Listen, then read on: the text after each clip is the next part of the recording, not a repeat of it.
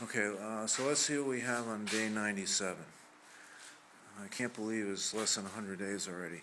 It's starting to get a little cluttered here. We just want to show the folks at home what we're working on. So we finished the zone 2, which is this room in here. We decided what we're going to do for that is we're going to probably put a bee's nest, have some bees flying around, and maybe some spiders for this room, which is the second one. And I'm standing in the cave room. We're going to get to that probably later, but for now we're going to work on this zone 4, which I'm going to call the Green Mile room from the recent popular movie. But basically the idea is here they're going to come into this hallway from the cave, and we're going to preserve the 10-foot ceilings in this hall. To the right is the zone 2. They're going to come down this hallway here. Some thunder effects, lightning, sound effects, and maybe some electric current, flashing lights, etc. So here at the end of this thing we have this Pepper's Ghost. And what is the Pepper's Ghost? This is a pretty commonly used technique where you have a let's move up a little closer here. Right there you see there's a piece of plexiglass which is oriented at a 45-degree angle. Behind that is that's our electric chair. I have a piece of wood that's just sitting in there for now. But what will happen is that's the scene. You have the electric chair. You'll have our actor who will sit on a stool in this room here where the LED is shining. He'll be sitting there, and we'll have to sheet that whole area out so he is completely blocked off, and there'll be a light which has a dimmer attached to it. Somebody, meaning me, will be controlling that. But basically what will happen is the light will turn on, will shine on the actor, and you'll see the actor superimposed on the chair there.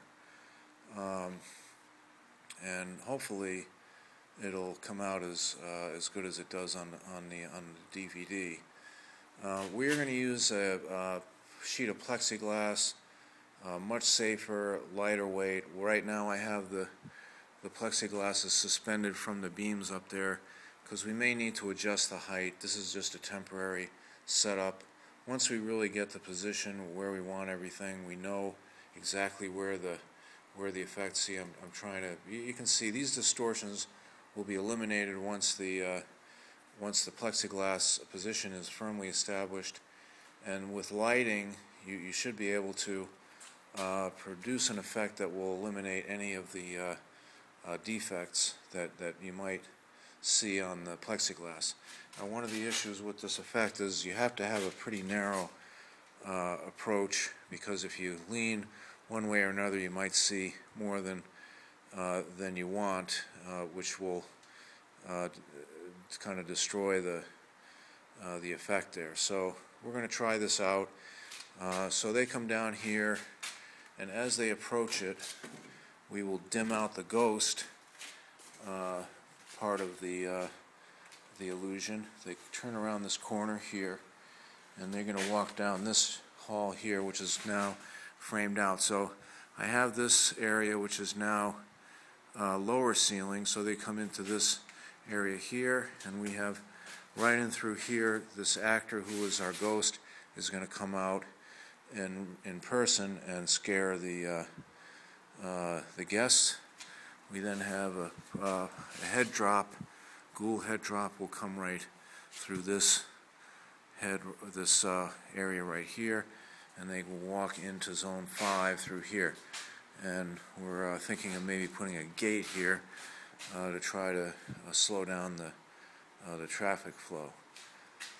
So right now we're working on this area where the actor is going to be. We want to test this effect out and see if it's really going to work. We have this area framed out, as you can see, for this zone 4. We leave these ceilings up high. Here we are going to probably have a camera monitoring in this hallway, which will enable me to control the lighting at the appropriate time. And then we move into the second half of the haunt.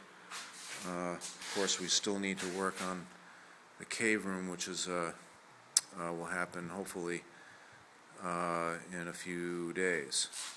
So that is where we are at on day 97.